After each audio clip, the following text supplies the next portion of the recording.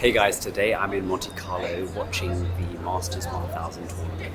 I'm super excited to watch a lot of great matches. It's going to be the quarterfinals. We've got a super fun day planned of activities, so I hope you guys will enjoy the video and follow along. We first started the day with a quick little breakfast before taking the train to Monaco. It only took 20 minutes, which was very short. The scenery and views was absolutely stunning, and we got picked up in a Maserati, which was really cool. Given our tickets to enter the grounds before heading to the locker rooms to get changed into our outfits. Can't wait to wear these beautiful Lacoste tennis shoes from Daniel Medvedev. Then headed to the practice courts where we practiced from 9 a.m. to 10 a.m. Very excited to try out the Tecnifibre tennis racket. I've just arrived on one of the practice courts here in Monte Carlo, and we're about to do a training session to start off the day. It's 9 a.m. in the morning and the sun is shining. I'm super excited to try out Daniel and Iga's tennis rackets. I have them here in my hands and I'm ready to play. I currently have Iga's official racket. It is the Tempo 295 razor white strings and 1.25 is the gauge. Super nice racket. Can't wait to start playing. And here I have Daniel Medvedev's racket. It is the T-Fight 305 Isoflex with the razor soft strings. And a good fact to know about these strings is that Daniel, after the Australian Open, he changed to these strings and he's won 4 tournaments in a row. Must be a good string. Take a closer look at the Tecnifibre rackets. I really adore the white paint with the little tint of color. Nothing beats cracking open a fresh can of tennis balls. Really excited to get started. First up is the Daniel Medvedev racket, 305 Isoflex with the razor soft strings. Let's go!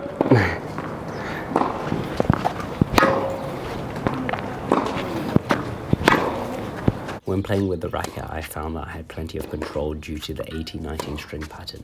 I felt as though the racket was very suitable for players with good feeling and control. Even though Daniel Medvedev hits with very flat shots, he's able to generate a lot of power and control with this racket. Daniel's tennis racket is weighing at around 355 grams to 360 grams strong and is a 98 square inch head size. The faster you hit the ball with this racket, the more power and control you're able to gain. I find that when you're first getting the feel for the racket, you're trying to get the maneuver and the hand skills, but after playing for 5 minutes, you can really see why it's a great racket to play with. Now it's time for the Iga racket. When first striking with Iga's tennis racket, I found that it offered a great amount of spin and controllable power, and this was because the racket was at a 16-19 string pattern, so a little bit more open strings, giving me a bit more control and spin. Really enjoyed Iga's tennis racket from the baseline. I think that the racket is perfect for aggressive baseliners, and for an intermediate to advanced player, they would love this racket. Due to Iga's racket being slightly lighter than Daniel's, I found that I was able to generate a little bit more racket head speed and also offer a little bit more spin and power. Iga's tennis racket is a 98 square inch head and the swing weight is 319 grams. It's also a little stiffer racket at 71 and the swing speed is a medium to fast. It was a lot of fun trialing and testing the various different Tecnifibre rackets. My personal favorite is the Daniel Medvedev racket, the 305 T-Fight, and this racket suited my game better than Iga's racket. I'm keen to try out the other Tecnifibre rackets too and let you guys know my thoughts. Hey guys, I'm with Max and Ashley, tennis mentor, and we have just wrapped up our training practice at the Monte Carlo Tennis Club.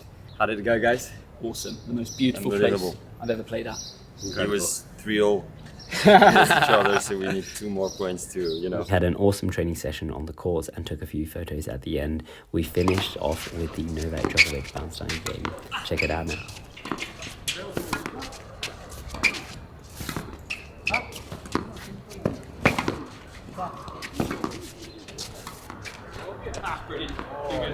After the training session, we headed to the locker rooms to freshen up, ready for the busy day of matches ahead.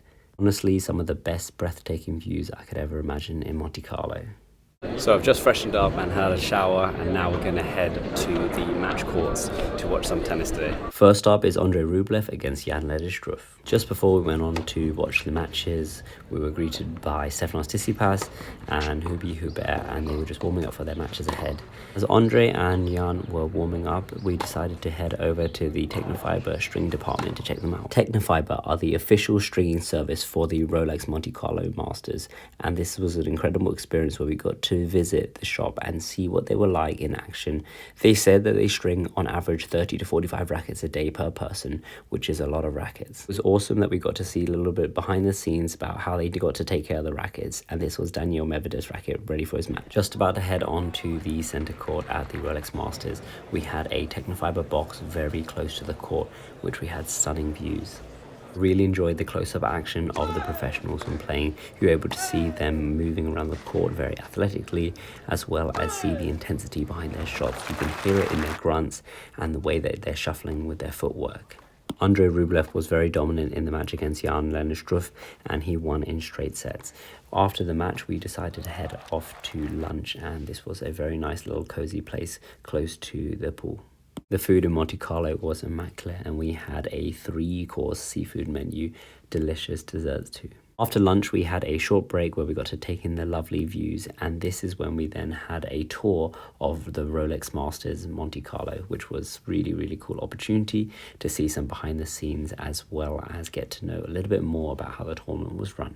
In this corridor, we were able to see previous winners of the Rolex tournament, as well as having a sneak peek inside the Prince of Monaco's room. We headed downstairs to see where the players walk onto the professional tennis courts, as well as get to know a little bit of behind the scenes, where they get interviewed, and sneak peek just here is where we actually saw Rublev having a post-match interview.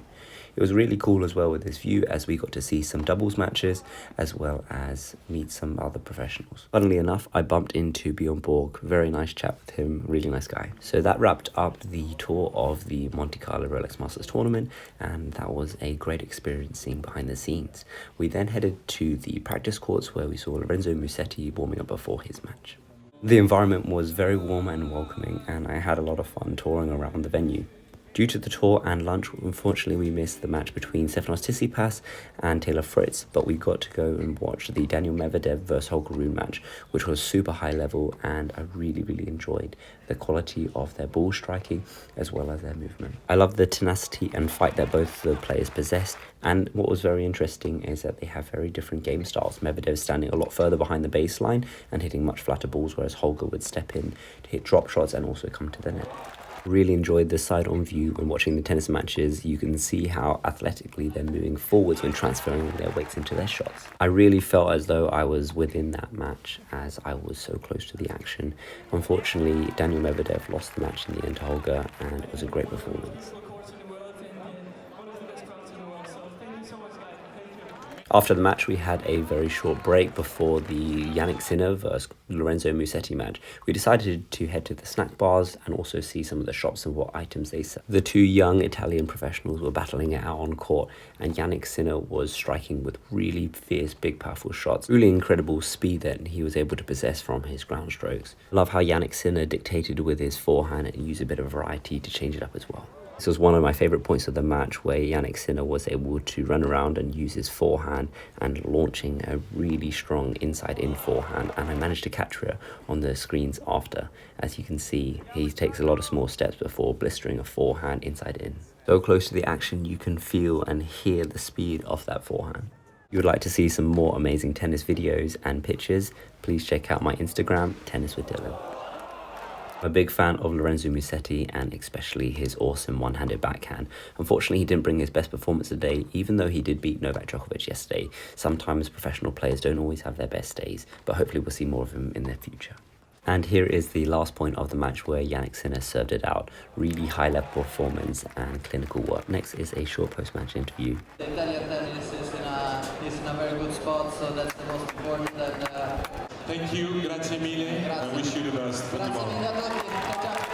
That's it to wrap up an amazing day at the Rolex Monte Carlo Masters. I had a super fun time, and I hope you guys enjoyed the video. Follow along for more tennis videos. Take care, guys.